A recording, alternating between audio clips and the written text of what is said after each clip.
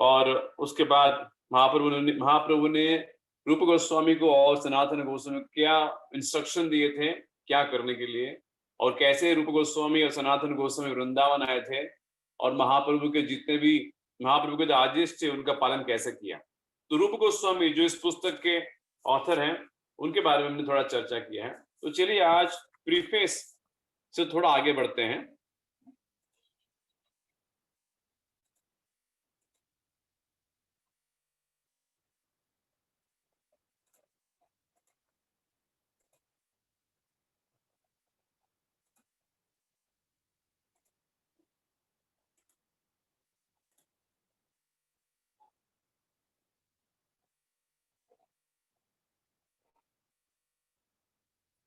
हाँ ठीक, इसको एक्सपांड करेंगे।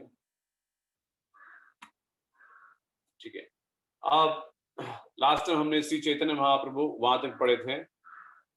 अब नेक्स्ट श्री रूप गोस्वामी, ठीक है पहले से पढ़ लेते हैं, ज्यादा समय नहीं लगेगा।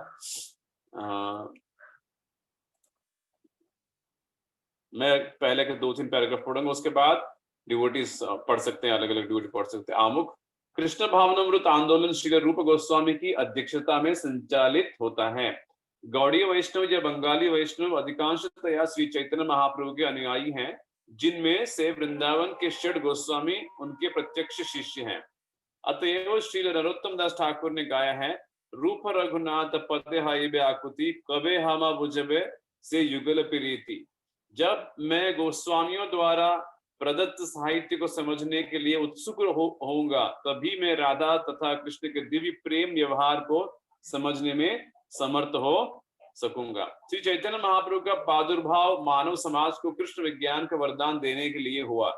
भगवान कृष्ण ने समस्त कार्यकलापों में सबसे उत्कृष्ट है भगवान कृष्ण के समस्त कार्यकलापों में उत्कृष्ट है गोपियों के साथ उनके माधुर्य प्रेम की लीलाएं। श्री चैतन्य महाप्रभु गोपियों में श्रेष्ठतम श्रीमती राधा रानी के भाव में प्रकट हुए। अतएव भगवान श्री चैतन्य महाप्रभु के जीवन कार्य को समझने तथा उनके पद चिन्हों का अनुगमन करने के लिए हमें 6 गोस्वामियों श्री रूप, सनातन, भट्टू रघुनाथ, श्री जीव, गोपाल भट्ट तथा दास रघुनाथ का अत्यंत गंभीरता पूर्वक अनुसरण करना चाहिए।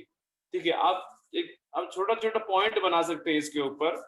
बुक छोटा है और लेकिन इसमें हमको करना क्या है, अगर आप नोट्स बनाना चाहिए तो क्या प्रभुपाद जी क्या कहते हैं, ये पहले तो कि कृष्ण भावना भाव संघ जो है प्रभुपाद जी कहते हैं ये रूप गोस्वामी के निर्देशन में हो रहा है। क्योंकि हमने देखा है कि प्रभुपाद जी करीबन 6 साल राधा दामोदर मंदिर में रुके हुए थे, और वो जो 6 साल से प्रभुपाद की बहुत intense endeavour and intense internal mood also Prabhupada, बहुत वहां पे प्रभुपाद अपने के स्ट्रगल भी था, और प्रभुपाद बहुत तीव्र तरीके से वो 6 साल राधा दामोदर मंदिर में बीत चुके थे।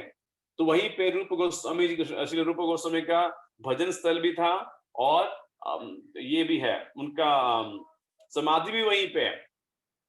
तो रूप गोस्वामी की कृपा से ही प्रभुपाद जी कहते हैं कि हम इस्कॉन का संस्था रूप गोस्वामी के निर्देशन में हो रहा है। तो ये पहला सेंटेंस है। अब देखिए इसमें, क्योंकि एक्चुअली ये बहुत नम्रता है, क्योंकि पूरा इस्कॉन संस्था का स्थापना प्रभुपाद जी ने अकेले किए हैं। उस समय में भी एक व्यक्ति ने इतना सब संघर्ष करके 108 मंदिर खड़े कर, लेकिन प्रभुपाद जी क्या कह रहे हैं, the Krishna consciousness movement is conducted under the supervision of Srila Goswami. Krishna भावनामृत आंदोलन श्रील रूप गोस्वामी की अध्यक्षता में संचालित होता है। प्रभुपाद ये नहीं कहते कि मेरी अध्यक्षता में संचालित होते हैं। ठीक है, तो हम गौड़ी वैष्णव, उसके बाद सेकंड पॉइंट प्रभुपाद जी कह रहे हैं कि हम किसके अनुयायी हैं। तो पॉइंट बाय पॉइंट आपको समझ लीजिए, अंडरलाइन कर सकते हैं। हम किसके अनुयायी हैं, हम चैतन्य महाप्रभु के अनुयायी हैं। अच्छा ठीक है, और चैतन्य महाप्रभु को समझने के लिए क्या करना पड़ेगा हमको, और चैतन्य महाप्रभु के अनुयायी है। चलिए, और चैतन्य महाप्रभु स्वयं कौन है? चैतन्य महाप्रभु जैसे प्रभुपाद जी कहते हैं, ये क्यों आए हैं ये मनुष्य जाति को सबसे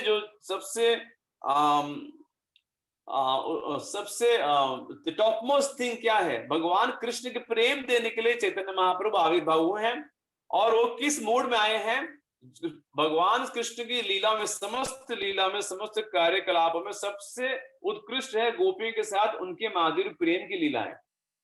तो उन गोपियों से एक गोपी राधा रानी के मूल भाव में चैतन्य महाप्रभु आए हैं। आप मतलब कृष्ण है ना, मतलब चैतन्य महाप्रभु क्या करना है, हमको भगवान को समझना है। तो जीवन का अंतिम लक्ष्य क्या है, भगवान को समझना है, ठीक है। तो भगवान को समझने के लिए कौन है, चैतन्य महाप्रभु आए हैं, उनको समझना है, क्योंकि राधा भी और कृष्ण भी है। तो प्रभुपाद जी क्या कहते हैं, उनको समझने के लिए क्या करना पड़ेगा, उनको हमें 6 गोस्वामियों का अत्यंत गंभीरता पूर्वक अनुसरण करना चाहिए। तो ये अभी तक ठीक रहा, इसको नोट्स बना लीजिए, नहीं तो क्या होगा,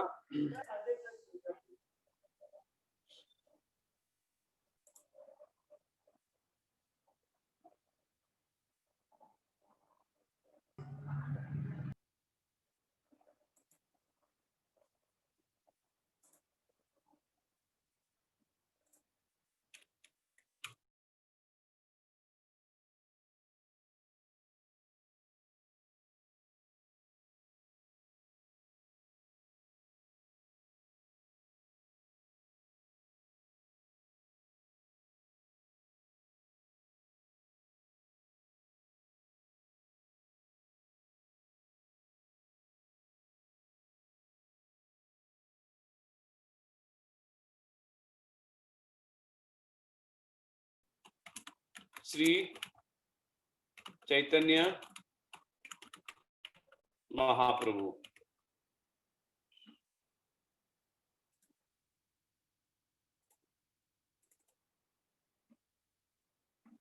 इस तरह प्रभुपाद जैसे फ्लो चार्ट दे रहे हैं कि पूरा लेक्चर में इंस्ट्रक्शन सिंपल पुस्तक है, लेकिन सरल सिंपल तरीके से पॉइंट लिख लेंगे तो इसमें से क्या हमारे जीवन में उतार पाएंगे, ये सरल होगा। नहीं तो पूरा पुस्तक पढ़ेंगे, उसमें से कुछ प्रैक्टिकली कुछ कर नहीं पाएंगे। तीसरा पॉइंट प्रभुपाद जी कहते हैं, इस कौन इस वर्शिपिंग चैतन्य महाप्रभु को। चैतन्य महाप्रभु कौन है, श्री चैतन्य महाप्रभु कौन है, he is nothing but Krishna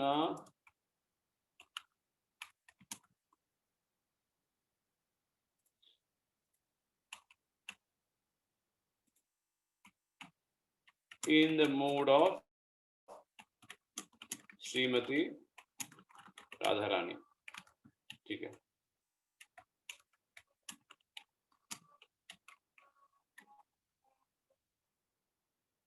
understand mission of Shri Chaitanya महाप्रभु,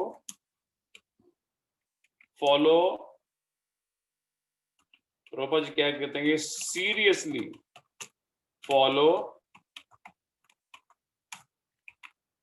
6 गोस्वामीज, ठीक है।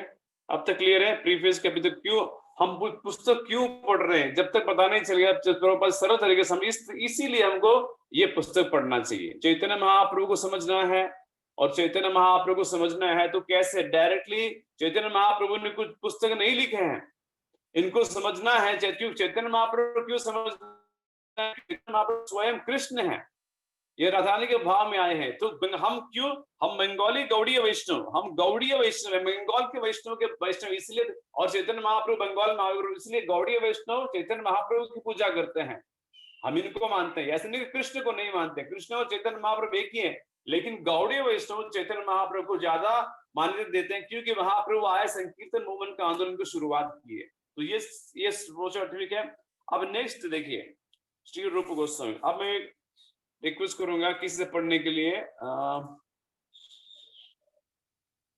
ठीक है, किसके पास हिंदी का जो है मुझे शेयर करना पड़ेगा। हाँ, अब देखिए सेकंड पैराग्राफ, कोई पढ़िए प्लीज। आई डोंट नो कौन कौन है क्लास में, जब पढ़ने की मैं बोलता हूँ तो कृपया जल्दी पढ़ लेगा तो आगे बढ़ सकते हैं। फटाफट 2 सेकंड अपने आप को अनम्यूट करिए, पढ़ लीजिए, ये पैराग्राफ शुरू करिए। Can somebody read please.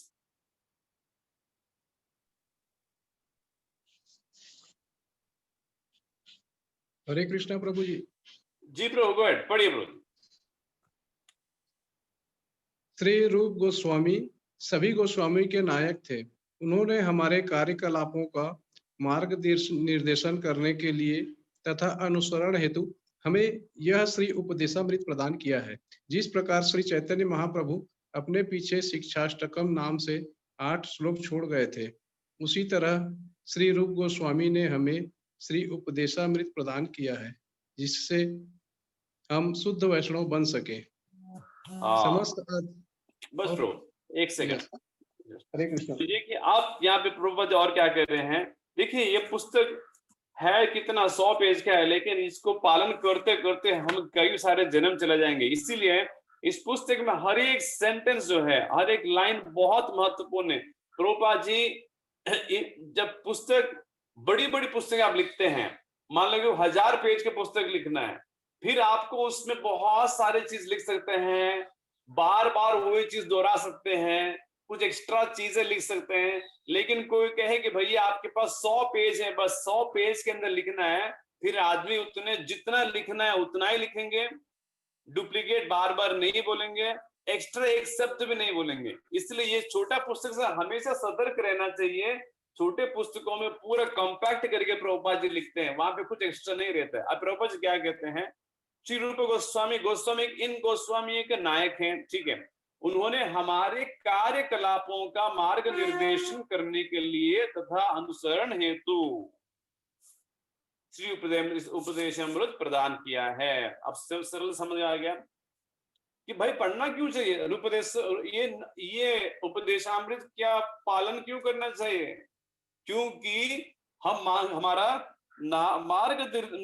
मार्ग निर्देशन, क्योंकि भक्ति में आए हैं और भक्त बनने की प्रयास कर रहे हैं। मतलब अभी हमारा मार्ग किसके प्रति, भगवान कृष्ण के तरफ हमारा मार्ग जो बन रहा है या फिर हमको बनाना है ना। यहाँ से हम भौतिक दुनिया में है, गोलोक वृंदावन तक मार्ग बनाना है। अब मार्ग में निर्देशन कोई तो देना चाहिए ना। बिना निर्देशन कैसे पहुंच पाएंगे हम। आप देखिए यहाँ से बम्बई से पूना भी जाना है, तो आप जाए औंध बानेर जाएंगे तो वहां पे पहला से बहुत बड़ा बोर्ड आएगा, आने वाले 100 मीटर के बाद बम्बई पुणे हाईवे के लिए लेफ्ट में मुड़िए। अगर वो नहीं लिखता है तो आदमी को पता है कैसे चले कि आने वाला लेफ्ट हमको लेना है, वो राइट लेन में रहेगा तो मिस हो जाएगा। तो लेफ्ट लेने के बाद फिर से वहां लिखा जाएगा आगे खतरा के रास्ता है, 80 किलोमीटर से ज्यादा स्पीड में मत जाइए, आगे टनल आने वाला है, आगे पेट्रोल पंप आएगा, आगे रेस्टोरेंट आएंगे, आगे टोल का नाका आएगा, पैसा रेडी रखिए। मतलब मार्ग में हर जगह निर्देशन किया जाएगा। तो आदमी जब लिखा है कि टोल है तो पैसा रेडी रखेगा, और पता है कि पेट्रोल पंप आ रहा है तो वहां गाड़ी रुकवाएगा, हवा चेक कराएगा, पेट्रोल भरेगा और अपने आप कुछ खा भी लेगा। तो ये क्या होगा, वो अपनी गंतव्य पहुंच जाएगा। इसी तरह हमको भी हमारा मार्ग क्या है, कृष्ण के तरफ हम गोलोक का हमारा मार्ग, हमको जाना है, मार्ग गोलोक का मार्ग है, उस रास्ते पे जाना है। निर्देशन के लिए कुछ तो चाहिए ना। तो उपदेशामृत क्या है, हमारे कार्यकलापों का मार्ग निर्देशन करने के लिए है, पहला पॉइंट। दूसरा पॉइंट, जिस प्रकार चैतन्य महाप्रभु ने अपने जीवन में सिर्फ 7-8 श्लोकों का छोड़ गए हैं। जब स्वयं कृष्ण भगवान आए थे तो भगवान 700 श्लोक छोड़ के गए थे भगवत गीता में, लेकिन महाप्रभु सिर्फ 7 श्लोकों में कह दिया।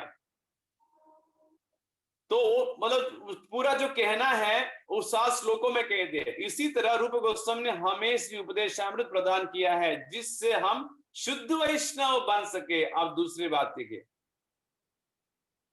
मतलब क्या कहते हैं, जैसे सिर्फ बहुत कम श्लोकों में महाप्रभु हमें मार्गदर्शन दिए हैं, उसी तरह रूप गोस्वामी भी बहुत कम श्लोकों में, आप कितना पुस्तक है, 11 श्लोक है, 11 श्लोकों में उन्होंने हमें पूरा सार छोड़ दिया। लेकिन क्या बनाने के लिए, शुद्ध वैष्णव बनने के लिए। क्यों शुद्ध, अभी जिस मार्ग में हमको चलना है, गोलोक जाना है, तो भाई मार्ग में अल्टीमेटली शुद्ध वैष्णव बनेंगे। तो इस मार्ग में चलते चलते शुद्ध वैष्णव बनेंगे।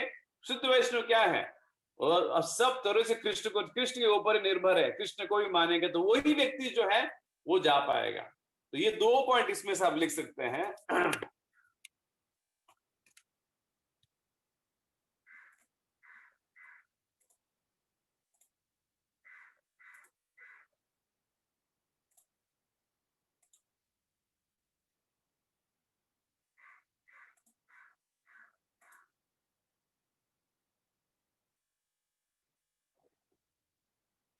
ठीक है,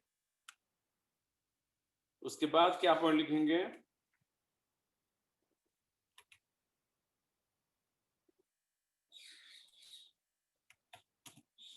Rupa Goswami has given nectar of instruction to guide our activities, okay, so that we can become, जैसे प्रभुपाद जी क्या कहा, प्योर वैष्णवा।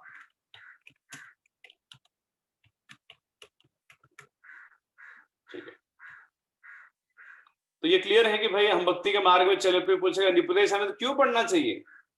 इसलिए पढ़ना चाहिए क्योंकि हमको मार्गदर्शन देने के लिए, गोलोक जाने के मार्ग के उसको दर्शन कराने के लिए और शुद्ध भक्त बनाने के लिए हमको कुछ तो मार्गदर्शन है ना। जो गाइड करने वाले नहीं है तो हम कैसे पहुंचेंगे? इसलिए पैराग्राफ। ठीक है, ये हो गया। अब अगला पैराग्राफ,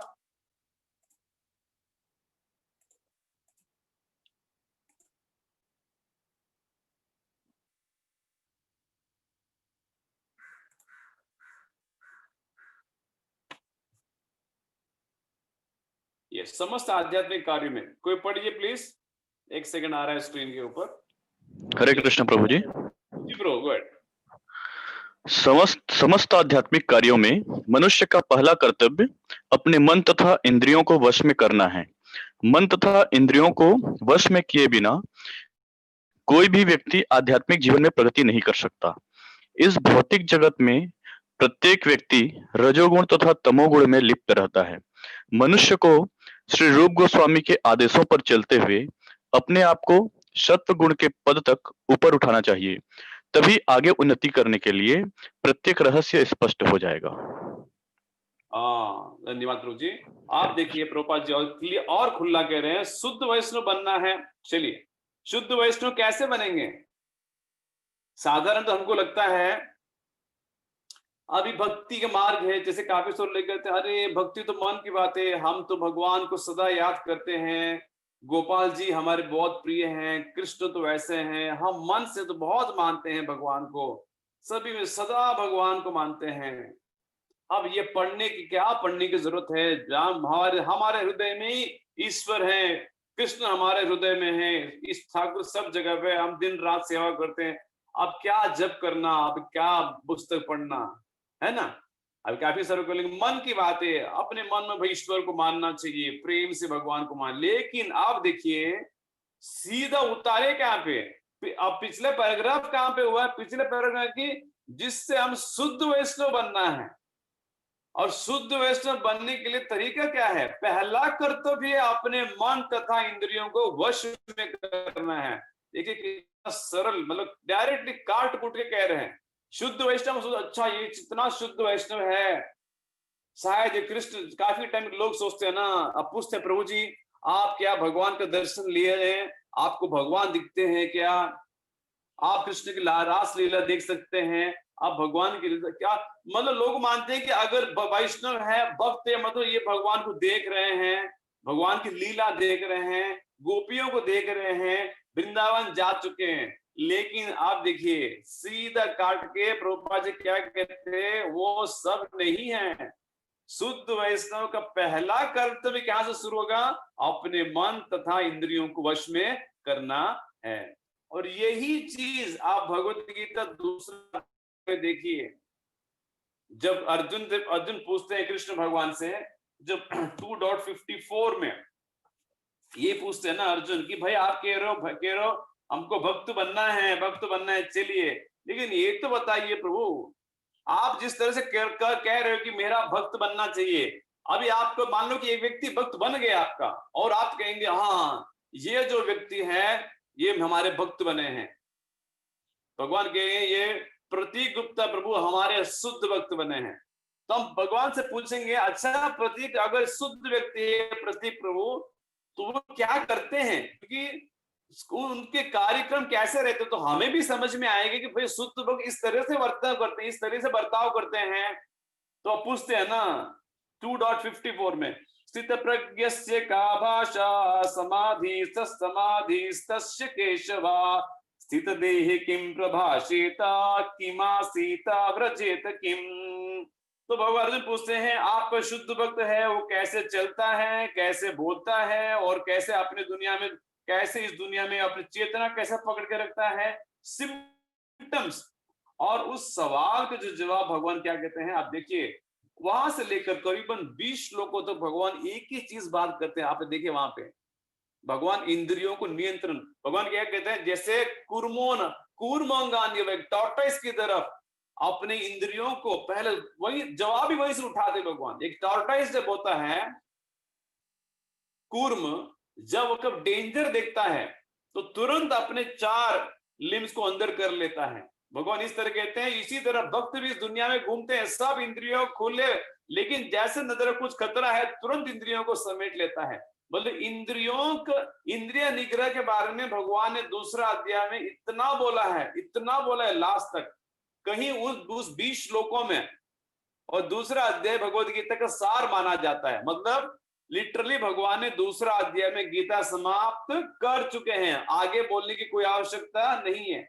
मतलब सार के भगवद गीता का दूसरा अध्याय सार है, उसमें भगवान ने लास्ट 20 श्लोकों में इंद्रिय निग्रह के बारे में, अर्जुन इंद्रिय इस तरह से निग्रह करो, इंद्रियान इंद्रियार्थेभ्यः, कितनी बार शब्द आता है, बार बार कहते हैं कि इंद्रियों को नियंत्रण करो। तब तक ये करोगे इस तरह के एषात अभिहिता सांख्ये, इस तरह अपनी पूरी जिंदगी इंद्रियों को नियंत्रण करना है। अब सवाल उठता है कि भाई नियंत्रण कैसे करेंगे, तो भगवान समझा देते हैं नियंत्रण करने का मतलब इंद्रियों को वश में करो, तानि सर्वाणि संयम्य युक्त आसीत मस्पर। भगवान इस दुनिया में सबसे बड़ा सीक्रेट वहां पे खोलते हैं। वो इंद्रिय और हमारी इंद्रिय जितने भी है, जब तक इस दुनिया में इनको कहीं न कहीं इंद्रिय भोगों में, इंद्रिय वस्तु में लगाना पड़ेगा, इसको छुप नहीं कर सकते आप। तो भगवान कहे तानी सर्वाणि संयम्य, उसको संयम करो, सिनेमा मत देखो, या एक्चुअली आप फिर दुनिया भर के जो यूट्यूब या देखिए, आंख को अपने आंख को यूट्यूब से, सिनेमा से, न्यूज़पेपर से, तानी सर्वाणि संयम में रखो। अच्छा प्रभु, लेकिन संयम रखेंगे, लेकिन फिर आंख तो उनको कुछ तो चाहिए ना, आंख नहीं देखेंगे तो आंख तो फिर कैसे पागल हो जाएंगे, कुछ न कुछ आंख को भी खाना चाहिए ना, उसको भी कुछ तो रस चाहिए। भगवान कहता हाँ युक्त आसीत मत्परा, एक काम करो और फिर उन आंखों को मेरे दर्शन दिलवाओ। इसलिए हमारे घर में जितने भी घर हैं, भगवान में, हमारे घर में एक भगवान का सुंदर सा मंदिर होना चाहिए, जहां पे हम बार बार भगवान का दर्शन अपने आंखों से देख सकते हैं। क्योंकि मनुष्य जो है प्रायः बहुत समय घर में बिताता है, और घर में आंख बार बार कुछ देखना चाहता है, तो अगर कुछ देखने के लिए मंदिर नहीं है घर में, तो क्या करेगा, फिर टीवी खोलेगा, घंटों तो टीवी देखेंगे, आंख तो देखने कुछ ना कुछ चाहिए ना। वो अगर बंद हो गया मोबाइल देखेंगे। तो लेकिन घर में भगवान से एक बड़ा सा मंदिर होना चाहिए। ऐसे नहीं कि काफी घरों में देखते हैं छोटा सा मंदिर है, दिखते भी नहीं है, नहीं, ऐसा नहीं होना चाहिए। बड़ा सा विग्रह होना चाहिए, विग्रह नहीं, बड़ा सा मूर्ति या पोस्टर होना चाहिए। कुछ नहीं तो बड़ा सा पोस्टर तो खरीदिए, 200-300 रुपए हुए तो रहना चाहिए। उन मूर्ति को, इस भगवान फोटो को बार बार दर्शन दिलवाना चाहिए। मान लो कि घर में भी भगवान कृष्ण का बड़ा सा पोस्टर है, और जितनी बार भी हम देखते हैं, आंख को क्या है, आंख को देखने की प्रवृत्ति है। तो आंख करिश्मा कपूर को देखेगी या फिर कृष्ण को देखेगी, दोनों आंख को देखना तो है, लेकिन वही आंख से जब भगवान की फोटो घर के दर्शन करते हैं, फिर आंख अपने आप शांत होता है। शांति नहीं होता है, वो एकदम संतुष्ट होता है, फिर वो एकदम वो स्पिरिचुअल बन जाता है। अब तुम्हें परेशान नहीं करेगा वो आंख। तो इसी तरह प्रभुपाद जी क्या कह रहे हैं, वैष्णव बनना है तो वैष्णव बनना है तो ऐसे नहीं कि वैष्णव बनेंगे तो वृंदावन जाएंगे, वहां पे वेणु गीत गाएंगे, या फिर सब भगवान ने रास किया है तो वहां पे जाएंगे, नहीं। पहली बात भैया, शुरुआत क्या है, मन तथा इंद्रियों को वश में करना है। इसके बिना अगर कोई कहेगा अच्छा पहला कर्तव्य है, तो कोई नहीं, ठीक है पहला कर्तव्य, लेकिन कोई कहेगा क्या जरूरत है, क्या हम इसके बिना आगे नहीं बढ़ पाते, कि हम लोग ये कंपलसरी है क्या, तो क्योंकि कोई लोग कहते हैं यार ठीक है, हाँ मन तथा इंद्रियों को वश में करना है, लेकिन उसके बिना भी काम चल सकता है, क्योंकि हम देखते हैं कि काफी सारे वृंदावन में, राधा कुंड में जाइए, काफी सारे बाबा जी हैं, वो वृंदावन में रहते हैं, और हमने नहीं देखा कि ये इनके मन और इंद्रिया निग्रह में है, क्योंकि वो सारे कभी कभी देखते हैं कि बाबा जी लोग कुछ न कुछ ऐसे चीज करते रहते हैं। अभी कोई आपको दिखेगा कोई बाबा जी बैठ के वो बीड़ी पी रहे हैं या हुक्का पी रहे हैं, आपको लगता है कि अरे बाबा जी हैं, ये यहाँ पे नशा कर रहे हैं, जिसका मतलब ये है कि क्या चल सकता है, आप नशा भी करेंगे और हम भगवान राधा कृष्ण का प्रेम में भी अन्योंगे। तो अगर वह मानते के तो प्रभुपाद जी के नहीं, मन तथा इंद्रियों को वश में किए बिना कोई भी व्यक्ति आध्यात्मिक जीवन में प्रगति नहीं कर सकता है। आप देख रहे हो, अभी पता चल रहा है ना इस पुस्तक की क्या इंपॉर्टेंस है, क्योंकि हम सबको क्या करना है, मार्गदर्शन चाहिए, क्या जाने कि कौन सा मार्ग है, गोलोक को मार्ग पे जाना है। अच्छा, उसमें जाने के लिए उस जाते जाते शुद्ध भक्त बनेंगे उस मार्ग में तो ही पहुंच पाएंगे, नहीं तो नहीं पहुंच, अटक जाएंगे कहीं ना कहीं। तो प्रगति करना है, आध्यात्मिक जीवन में प्रगति नहीं कर सकता, प्रगति करना है, प्रगति नहीं करेंगे। आप मान लो कि हम बॉम्बे पुणे हाईवे पे जा रहे हैं गाड़ी लेके, अब प्रगति नहीं कर पाएंगे। हम हैं पुणे के रहने वाले वासी, हम चले बॉम्बे, लेकिन कुछ कारणवश हमें वो वहां पे टोल नाका पे रोक दिया गया और कहे कि नहीं आप नहीं जा सकते हैं, 6 घंटे के लिए अब तक यहाँ पे हमने बंद रखा है, आप नहीं जा सकते हैं।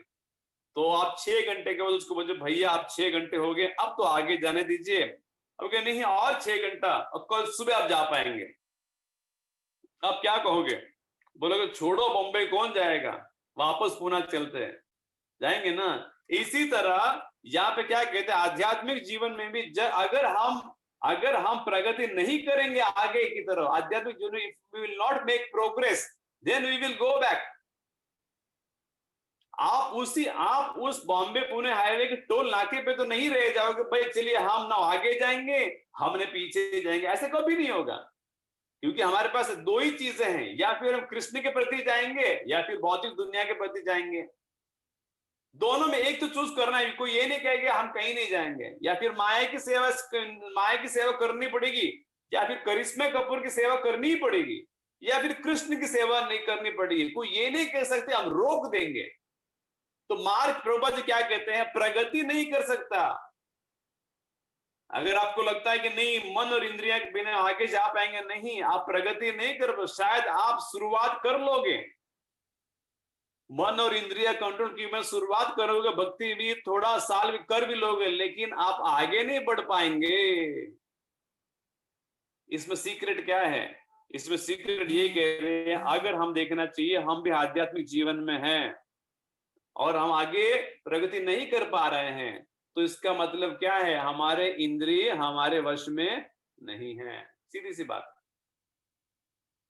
अगर वो करेंगे आध्यात्मिक जीवन में बढ़ेंगे ना, आगे नहीं हो पा रहा है। इस भौतिक जगत में प्रत्येक व्यक्ति रजोगुण तथा तमोगुण में लिप्त रहता है।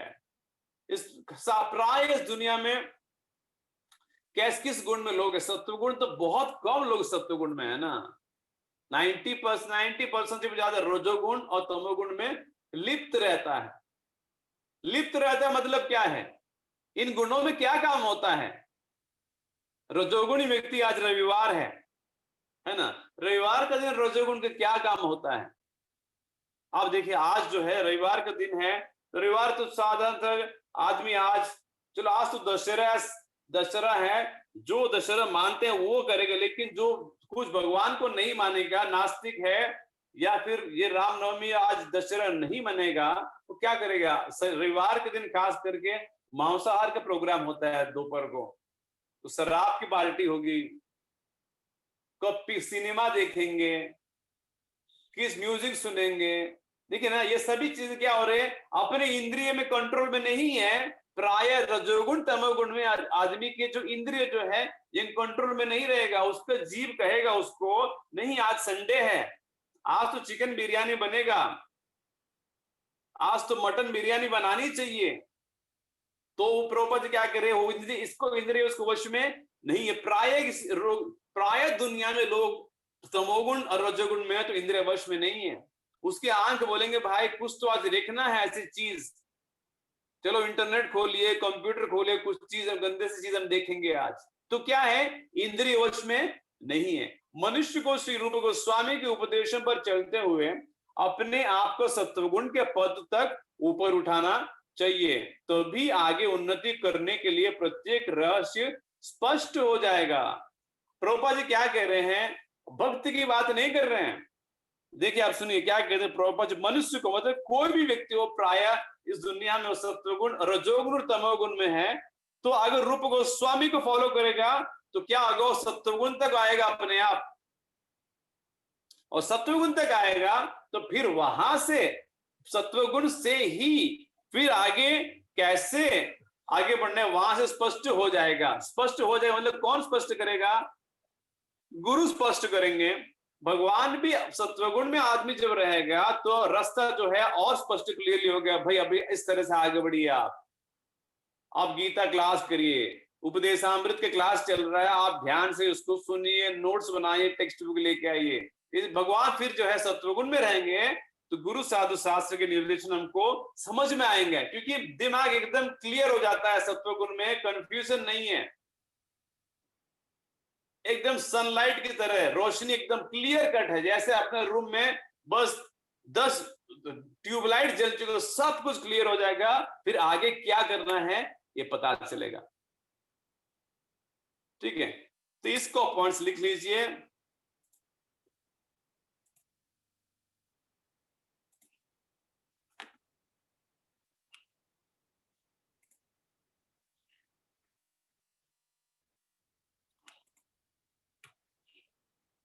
तो 6 पॉइंट क्या लिखेंगे आप,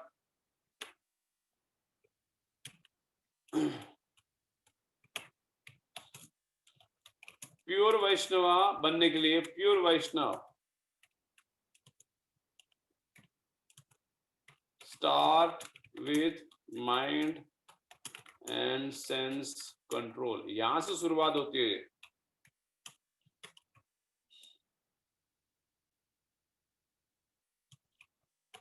नो ऑप्शन, कोई ये नहीं कर सकता है।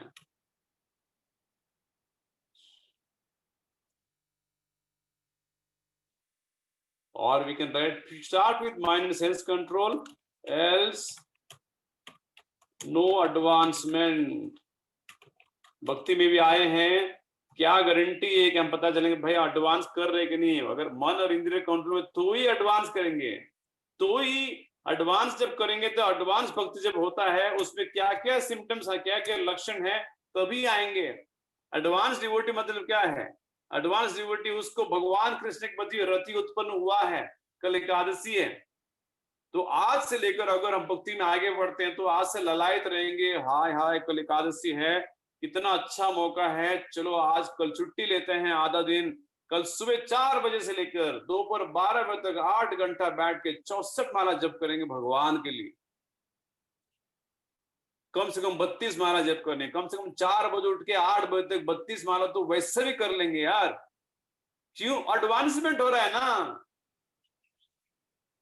क्योंकि अगर कैसे पता चलेगा कि हम भक्ति में आगे बढ़ रहे हैं, कोई हमें मापेगा नहीं, हम कोई सर्टिफिकेट नहीं देगा कि भाई ये जो है प्रभु जी जो है आगे बढ़ रहे हैं, हमको सर्टिफिकेट देंगे। कोई कौन देगा सर्टिफिकेट, कोई सर्टिफिकेट नहीं देगा। कोई ये नहीं कि आगे की कल्याणी माता जी है, किरण माता जी, ये सब आगे बढ़ रहे हैं और जो अर्जुन प्रभु पीछे, नहीं, कोई नहीं कहेगा, अपने आप पता चलेगा। इसमें गारंटी, इसमें अपने आप।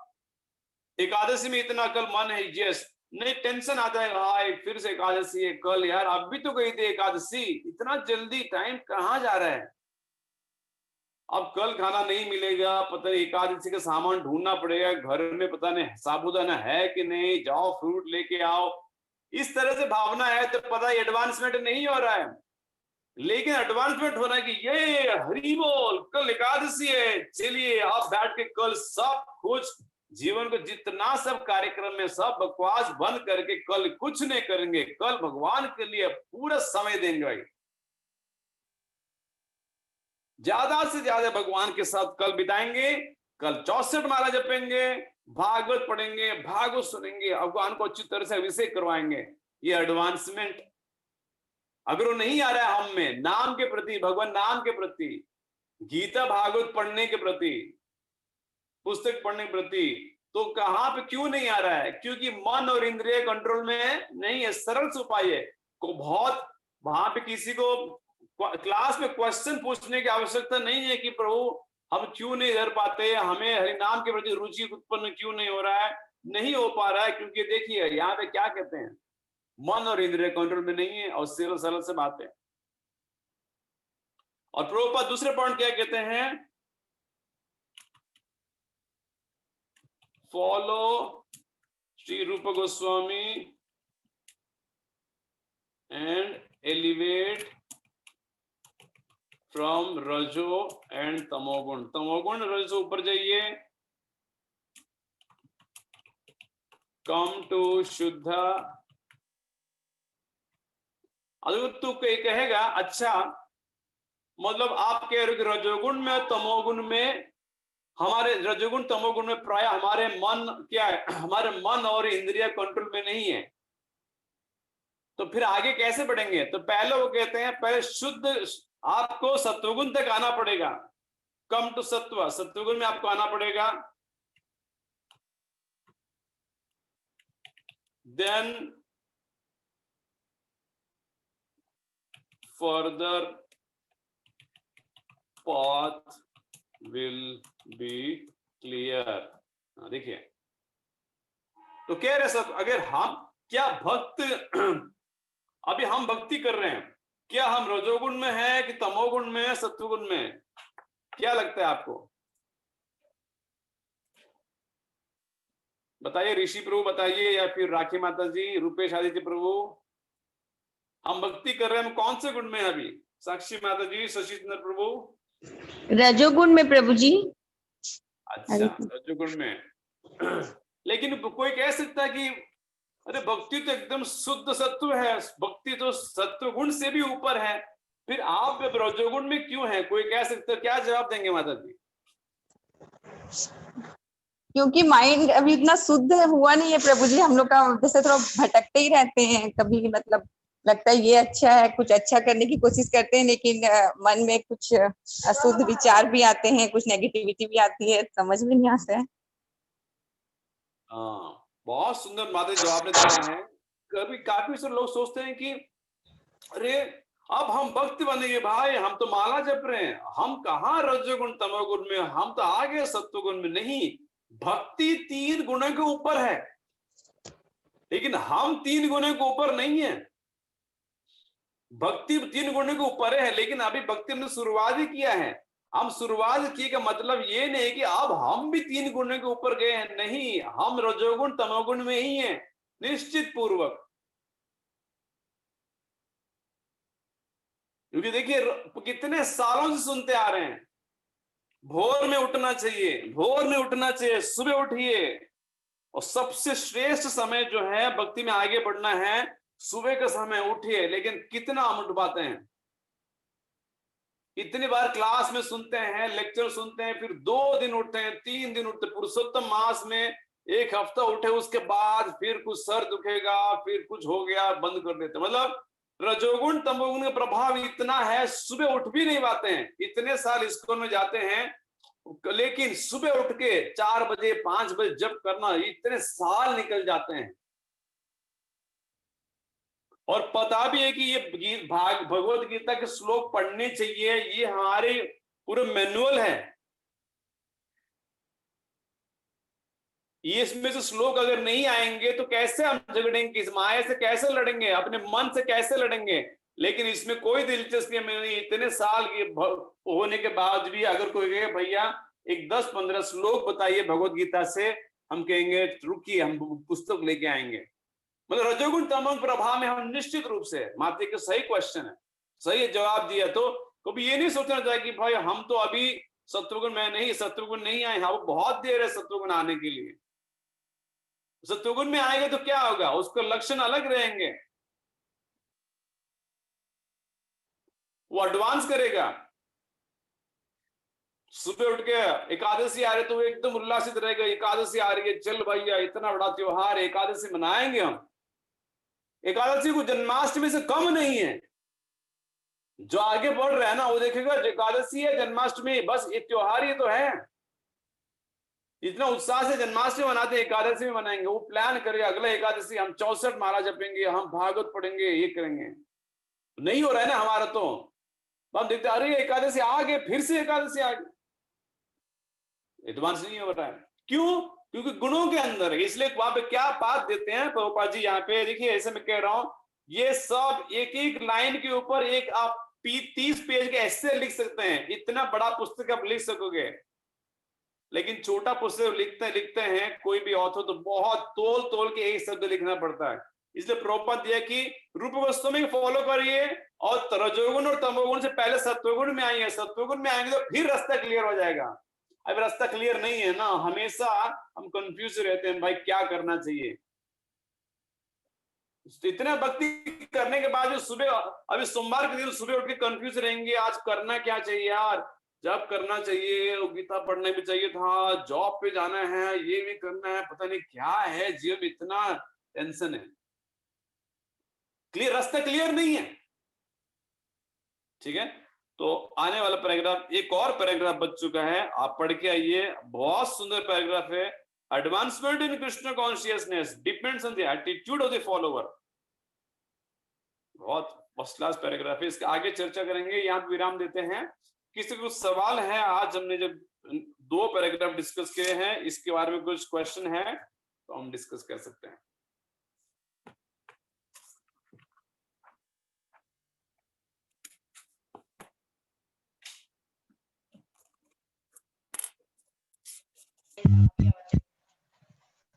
हरे कृष्णा प्रभु जी।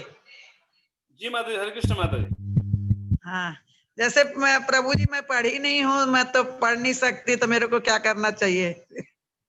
कोई बात नहीं माता जी, एक मैं आपको कहानी सुनाऊंगा, कहानी सत्य बात है, सुनिए, बहुत ध्यान से सुनिए।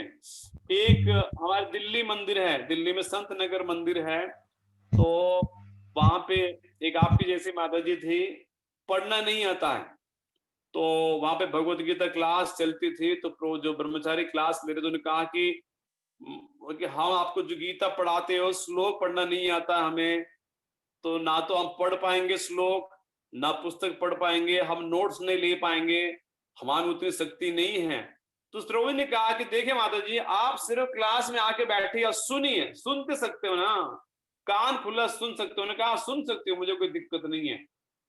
वो माता जी फिर आके प्रभु जी की क्लास में सुनने लगी है, और 1 साल के अंदर वो माता जी अभी 16 माला भी करती है, 4 नियम का पालन भी करती है, एकादशी व्रत रखती है, घर में भगवान का नियमित रूप से 3 बार भोग लगता है, आरती होती है, और उस माता जी की अगले 1-2 साल में दीक्षा भी हो चुकी है माता जी। ये आप जैसे है कि जो पढ़ नहीं पाएंगे, तो मेरा भी निवेदन है, नहीं पढ़ पाएंगे तो कोई दिक्कत नहीं है, आपको जो कान है इसका पूरा ये करना पड़ेगा, पूरा फायदा उठाना पड़ेगा। सुनिए माता जी, इस क्लास में भी रविवार को 4 से 5 हो रहा है, आपको लिखने को अगर नहीं है कोई बात, सुनिए, 1 घंटा सुन में क्या हो रहा है, कुछ न कुछ कान में जाएगा। ये नहीं सोचना चाहिए कि पता नहीं क्या जा रहा है, कोई बात नहीं।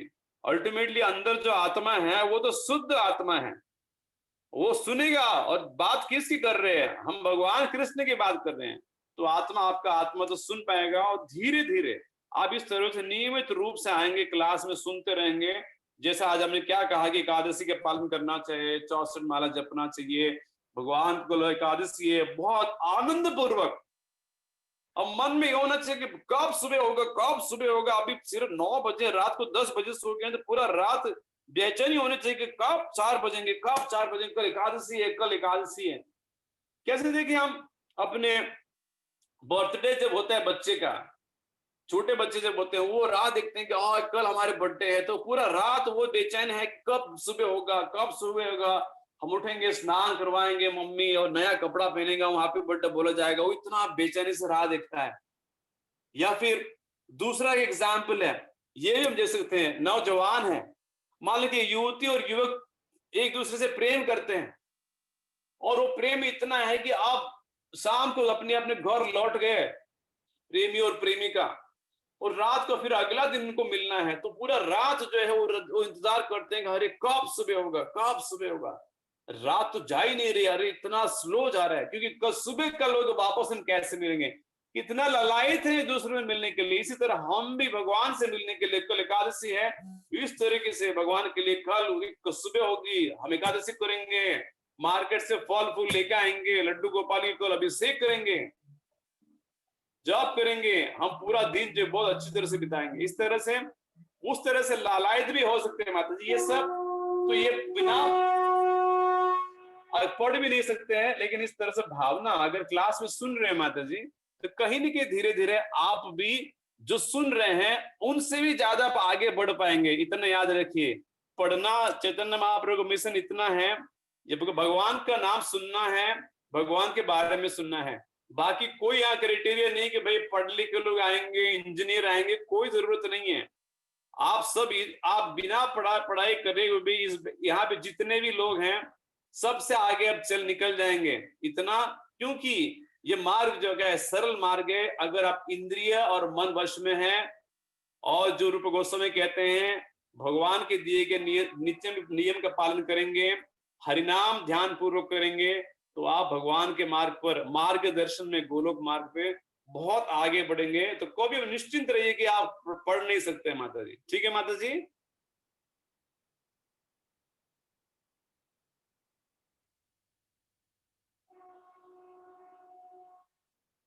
ठीक है, और किसी को सवाल है? One more question we can take, एक कुछ और।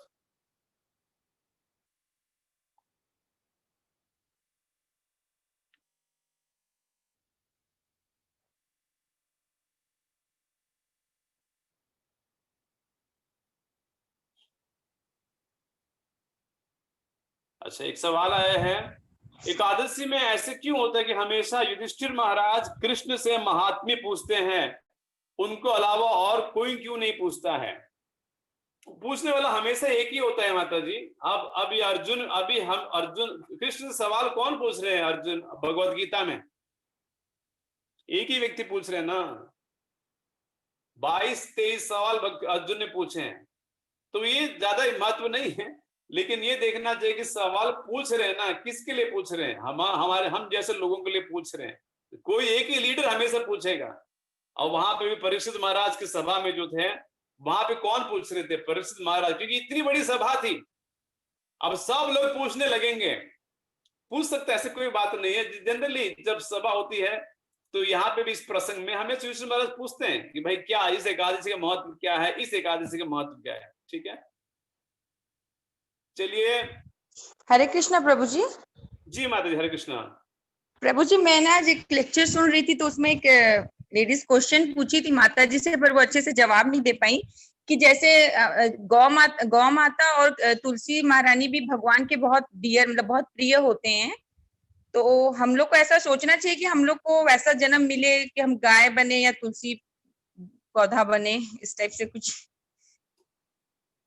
तो महाप्रभु क्या कहते हैं कि हमको गाय बनना है? कृष्ण भगवान क्या कह रहे हैं भगवत गीता में? गीता में अंतिम भगवान कहते हैं, बार बार कहते हैं, देखो भाई तुम मेरे अंश हो। 15 अध्याय में कहते हैं ममाई वांश हो, क्योंकि इसलिए गीता पूरा ध्यान से पढ़ना चाहिए। ऐसे दुनिया में ऐसे कोई सवाल नहीं है जो गीता से आपको जवाब नहीं मिलेगा। और जवाब भी कैसा? एकदम कंप्लीट और क्लियर। कोई ऐसा नहीं कि भाई थोड़ा कंफ्यूजन रहेगा। गीता में भगवान कह रहे हैं, देखो अर्जुन तुम मेरे अंश हो, ममे वांशो जीवलोक जीव भूत सनातना मनस्ष्टान इंद्रियाणि प्रकृति स्थाने कर्षति। तुम मेरे अंश हो, लेकिन तुम्हारा पागल मन और इंद्रियों की वही बात चल रही है ना। अब जिस बात की चर्चा कर रहे हैं, मन और इंद्रिय, मनस्ष्टान इंद्रियाणि, तो वही बात आज डिस्कस किए। देखिए, मन और इंद्रियों की वजह से यहाँ फंसे हो, यहाँ पे घर्षण कर रहे हो, स्ट्रगल चल रहा है। कितना जीवन कितना कठिन है। देखिए, इतना सुबह शाम कर रहे हो, नौकरी जा रहे हो, बीमारी हो रही है, कोरोना हो रहा है, सास बहू में प्रॉब्लम है, पति से मिसअंडरस्टैंडिंग है, बच्चे नहीं सुन रहे हैं, बीमारी हो रही है, सर दर्द हो रहा है, माइग्रेन हो रहा है, दुनिया भर के चल रहे हैं ना। मनस्ष्टान इंद्रियाणि प्रकृति स्थानी कर्षति। प्रकृति ने शरीर दिया है, उस शरीर इस प्रकृति में जी रहे हो और कर्षण कर रहे हो। तो क्या करना है? प्रभु भगवान कहते हैं, अरे ये सब छोड़ो, ये सब वापस आ जाओ। क्या पर लिखा है गीता में? जाते जाते लास्ट भगवान कहते हैं, देखो अर्जुन बहुत कुछ मैंने आपको कह दिया यार, लेकिन अब छोड़ो, वो सब भूल जाइए। अब मैं आपको जो बताऊंगा ध्यान से सुनो। 4 चीजें करो, मेरे पास आ जाओ, मेरी भक्ति करो, मेरे बारे में चिंतन करो, मेरी पूजा करो, मुझे माम नमस्कुरु मामय वैश्यसि सत्यम ते प्रति जाने प्रियोसि में। भगवान कहते वापस आ जाओ। कहीं भगवान ये नहीं कहते हैं कि भाई आपको गाय बनना है, आपको तुलसी महारानी बनना है, नहीं माता जी, गीता से क्लियर है कि हमको वापस भगवान, हमको भक्त बनना है, भगवान के पास जाना है। उसके बाद जो है अगर हम चले जाएंगे भगवान के पास, फिर भगवान कहेंगे देखो माता अब आप गाय बनिए या फिर तुलसी महारानी बनिए, तो फिर भगवान बनाएंगे गाय या तुलसी तो हम जाएंगे, वो दूसरी बात है। भगवान कहेंगे कि देखो कल्याणी माता जी आप गाय बनिए और जाइए छापा में, क्योंकि भगवान आपको गाय बना के भेजेंगे, कोई दिक्कत नहीं है, आप कहीं माया में फंसने वाले नहीं है। जैसे प्रभुपाद ने, कृष्ण भगवान ने प्रभुपाद जी से कहा आप जाके प्रचार करिए, पुस्तक लिखिए। प्रभुपाद जी कह रहे हमें नहीं जाना, ये धोती दुनिया गंदी जगह, यहाँ पे हम फंस जाएंगे, हम इतना गंदा जगह में क्यों जाएंगे। भगवान ने कहा कोई दिक्कत नहीं है, आपको कुछ नहीं होगा, हम आपको बचाएंगे। तो भगवान जब गाय तुलसी महारानी बने के भेजेंगे तब ठीक है माता जी, लेकिन हमारा यही रहना चाहिए कि हमको वापस जाना है। इसलिए प्रभुपाद ने अपना मैगजीन का नाम लिखा है बैक टू गॉड हेड, पहले बैक चलो, वापस घर चलो, उसके बाद वापस आना है इस भौतिक दुनिया में तो बाद की बात है, लेकिन पहले घर से बिछड़ के घूम रहे हो ना लावारिस की तरह, पहले घर वापस चलना है। ठीक है माता जी।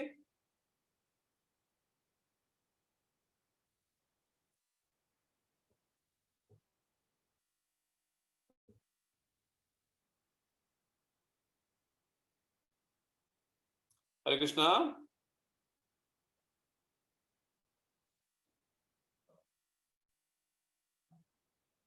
और किसी का सवाल है कुछ?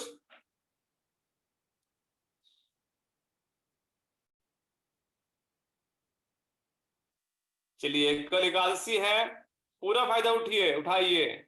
एक साधारण दिन नहीं है, ऐसे पूरे जिंदगी ऐसे कट रही है। 2020 अक्टूबर भी आ गया साल के बाद, कल बहुत बड़ा अवसर है, मौका है भगवान से ज्यादा भक्ति करने का और भगवान के पास जाने का। सुबह उठिए 4 बजे, जप करिए, ज्यादा जप करिए, गीता भागवत पढ़िए। अब कल का दिन जो है ऑफिस का काम है, नौकरी का काम है, घर में काम है, सब थोड़ा साइड पर रखिए और जितना कम हो सके, कल नहीं सॉरी माफी चाहता हूँ, कल एकादशी नहीं है, मंगलवार का दिन भूल गया था, मैं सोच रहा कल, आज सोमवार, मंगलवार के दिन एकादशी है, तो एकादशी पालन करिए, पूरा फायदा उठाइए। शाम को 8:30 बजे भागवत की चर्चा चली रहे हैं। आज अजामिल जो है वापस चले जाएंगे, आज मोस्टली वक्त था वहां तक पहुंचेगी, हो सके समय है तो शाम को भागवत कथा में आइए। ठीक है, हम विराम देते हैं। शिव गोपाल प्रभु, इस रोके प्रभु। हाँ yes prabhu ji, thank you prabhu ji. ठीक है, ठीक ठीक ठीक। ग्रंथराज श्रीमद् भगवद गीता की जय, जय उपदेशामृत की जय, जय जय पाद की जय, जय श्री पाद की जय। जय।